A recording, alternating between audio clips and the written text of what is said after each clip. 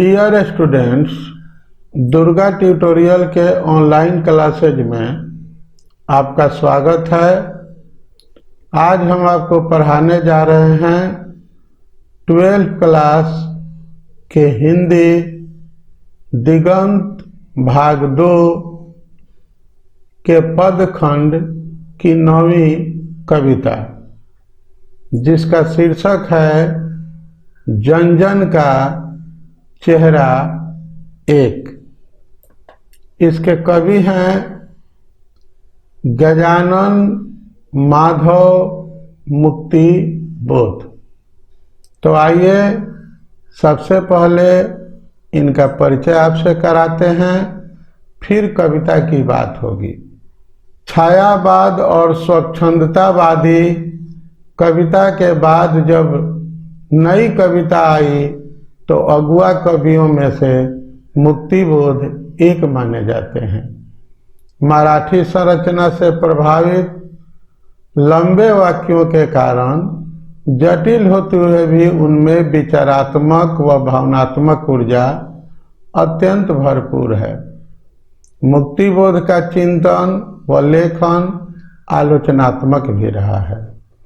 गजानन माधव मुक्तिबोध 20वीं सदी के उत्तरार्ध के हिंदी के प्रमुख कवि, चिंतक, आलोचक और कथाकार हैं।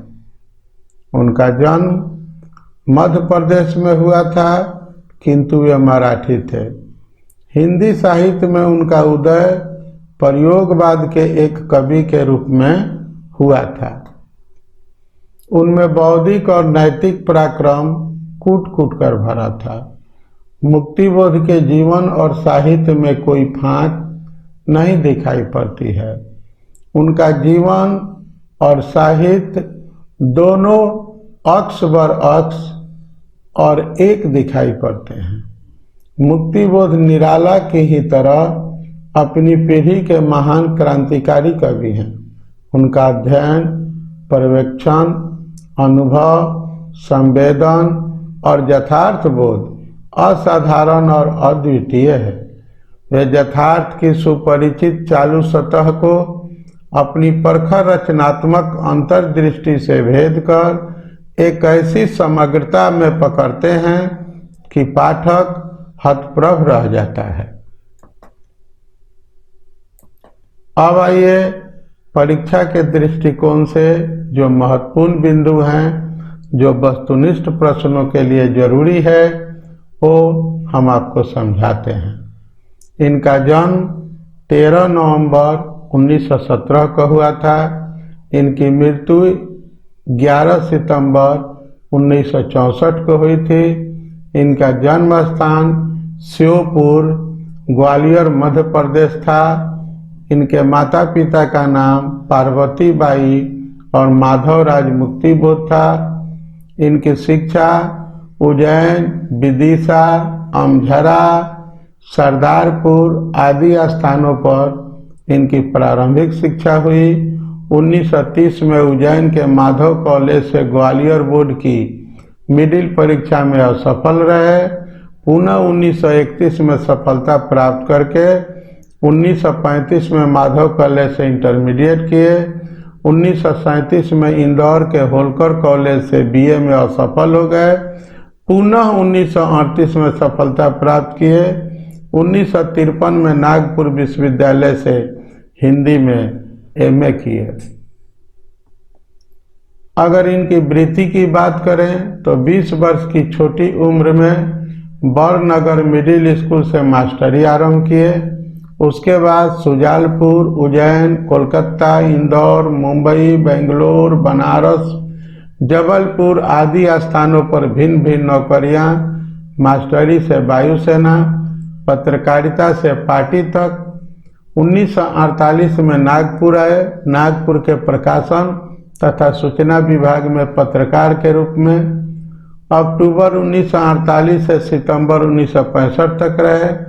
फिर नागपुर में ही रेडियो के हिंदी प्रादेशिक सूचना विभाग में ये अक्टूबर 1954 से अक्टूबर 1956 तक रहे। 1956 में ही नागपुर से निकलने वाले पत्र नया खून का संपादन किए। 1958 में नया खून से मुक्त हो गए। अंततः 1958 से दिग्विजय महाविद्यालय राजनांदगांव में प्राध्यापक ये बने। इनकी अभिरुचियों की बात करें तो अध्ययन, अध्यापन, लेखन, पत्रकारिता, राजनीति की नियमित अनियमित व्यवस्था के बीच इनका जीवन कटा। कृतियों की बात करते हैं तो ये तार सप्तक के कवि माने जाते हैं। चांद का मुंह टेढ़ा, भूरी भूरी खाक धूल इनके कविता संग्रह का नाम है। इसे एक बार और सुनिए। इनके दो कविता संग्रह प्रमुख हैं, चांद का मुंह टेढ़ा और भूरी भूरी खाक धूल। काठ का सपना, विपात्र, सतह से उठता आदमी, ये इनके कथा साहित्य का नाम है।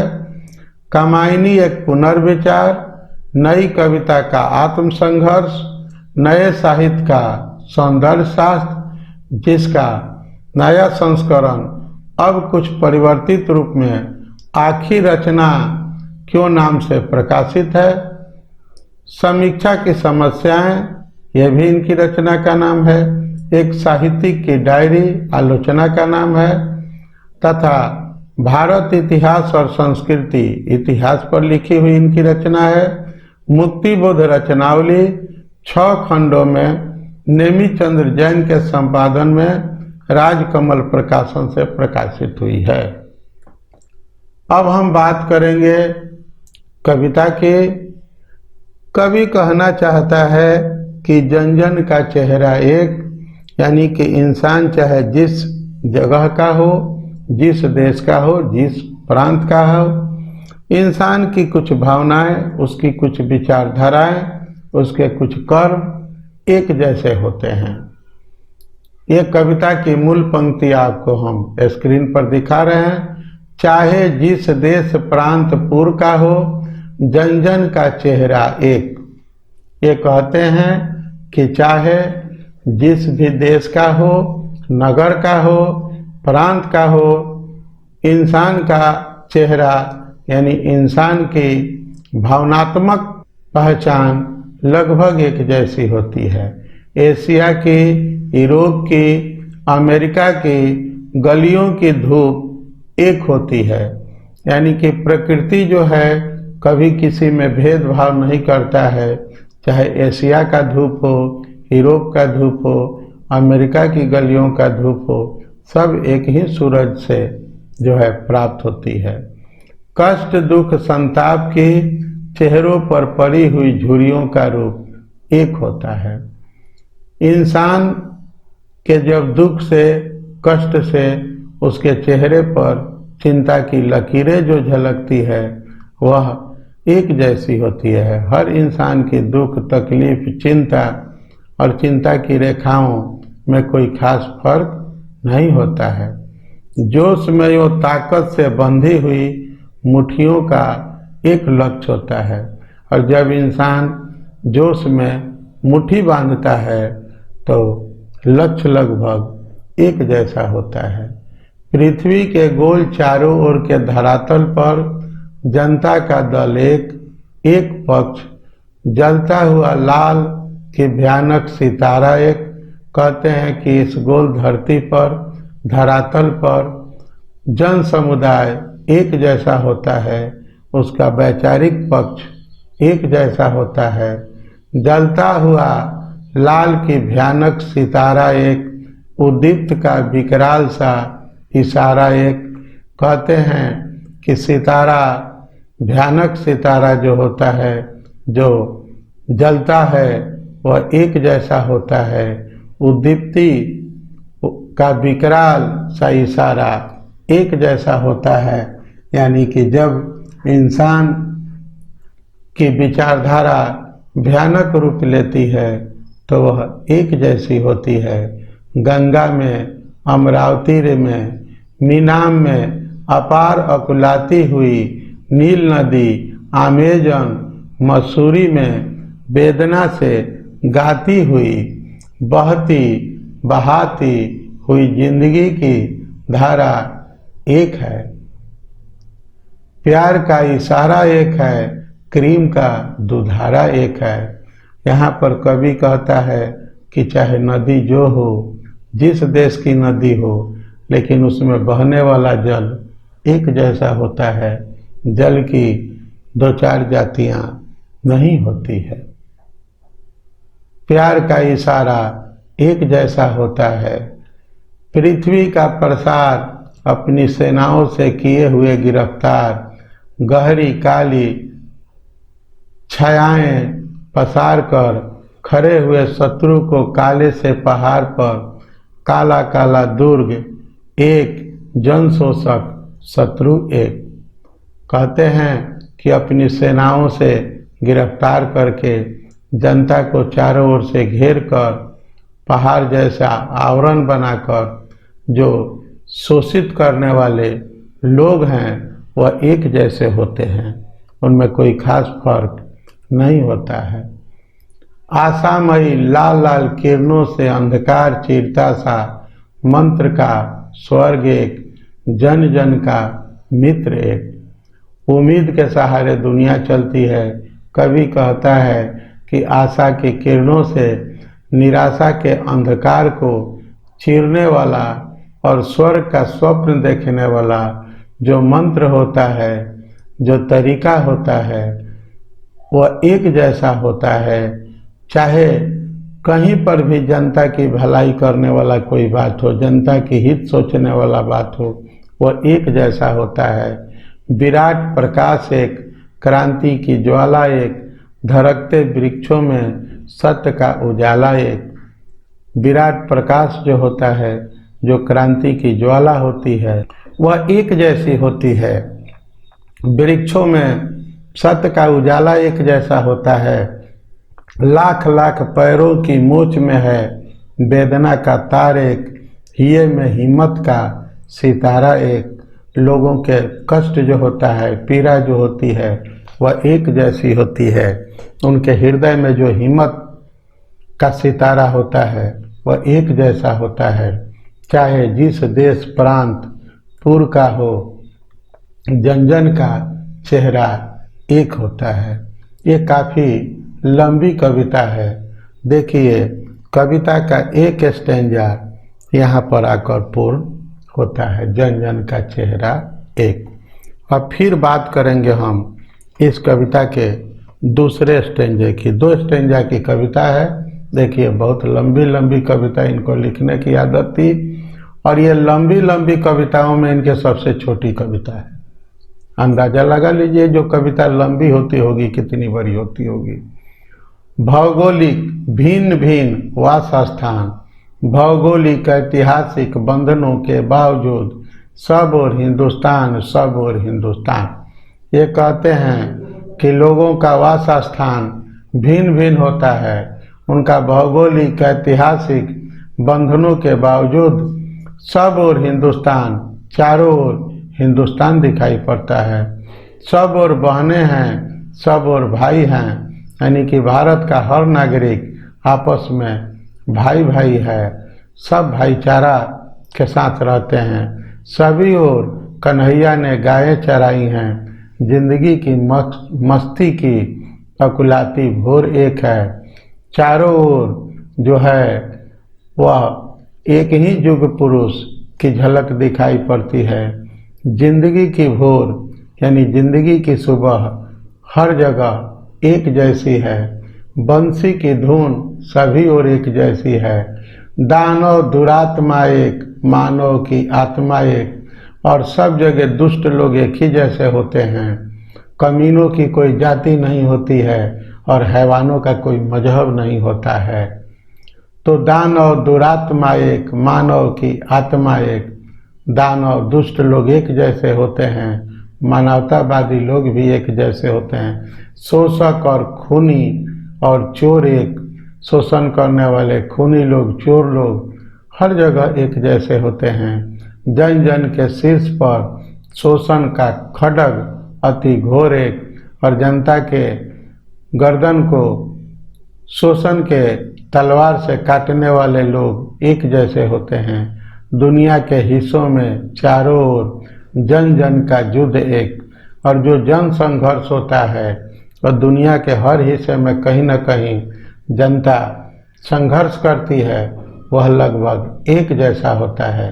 मस्तक की महिमा वह अंतर की उष्मा से उठती हुई ज्वाला अति क्रुद्ध एक, और मन के अंदर से जो गर्मी आती है वो ज्वाला का रूप लेकर जो शोषण के, अन्याय के, अत्याचार के खिलाफ संघर्ष करती है, उस संघर्ष का घोष, नारा एक जैसा होता है। और उस नारे के द्वारा जो सफलता मिलती है उसका संतोष एक जैसा होता है।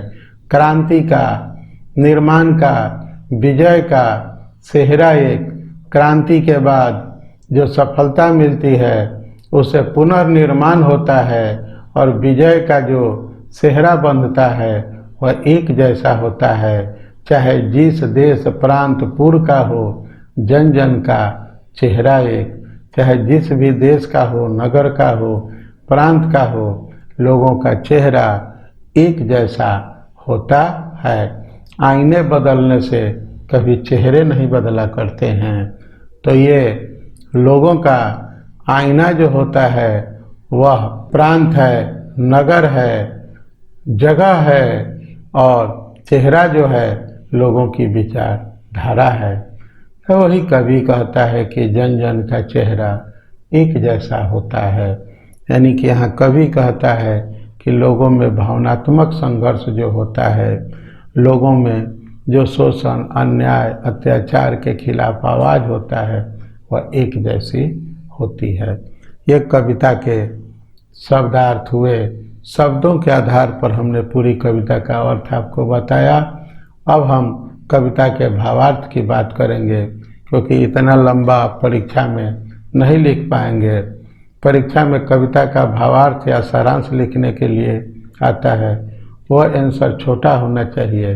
तो आइए आपके लिए हम भावार्थ प्रस्तुत करते हैं। जन जन का चेहरा एक मुक्ति बोध, एक अपेक्षाकृत आरंभिक दौर की ऐसी कविता है जो कथ और संप्रेषण की दृष्टि से कम जटिल और सुगम है। उन्होंने प्रायः लंबी कविताएं ही लिखी। यह कविता तुलनात्मक रूप से कम लंबी है। इस कविता में कवि की दृष्टि और संवेदना वैश्विक और सार्वभौम दिखाई पड़ती है। कविता में जन जन के हृदय में व्याप्त शोषण के विरुद्ध पनपती आवाज को उठाया गया है। यह वेदना विश्व जमीन है। जन पीड़ित और शोषित हैं, पर वे संघर्ष कर अपने जीवन को आगे बढ़ा रहे हैं। वे न्याय, समता एवं विश्व बंधुत्व के लिए संघर्षरत हैं। वे शोषण के खिलाफ शोषितों की आवाज़ उठा रहे हैं। संसार के लोग कष्ट, दुख, संताप को दूर करना चाहते हैं। संसार दो वर्गों में बटा हुआ है, समाजवाद और पूंजीवाद। समाजवाद लोगों को बराबरी का हक दिलाना चाहता है और पूंजीवाद उनका खून चूस लेना चाहते हैं। शोषक, खूनी और चोर एक ओर हैं, इनके विरुद्ध लड़ने वाले दूसरी ओर हैं। संग्राम का घोष हो चुका है, क्रांति होने वाली है। विजय का सेहरा श्रमजीवियों के माथे बंधने वाला है। इसी के साथ हमारा आज का लेक्चर समाप्त होता है। आप अगर पसंद आया हो तो लाइक करें, उससे अधिक पसंद आया हो शेयर करें, और अब तक हमारे चैनल को आप सब्सक्राइब नहीं किए हैं तो इसे सब्सक्राइब करें, ताकि अगला वीडियो आप तक आसानी से पहुंच सके। और कोई शिकायत हो, कोई सुझाव हो तो कमेंट बॉक्स के जरिए आप हमें सूचित करें। कुछ दिनों के बाद ऑब्जेक्टिव क्वेश्चन आंसर के साथ कमेंट बॉक्स में अपलोड कर दिए जाएंगे। फिर मिलते हैं एक दूसरी कविता के साथ। तब तक के लिए हमें इजाज़त दें। Thank you.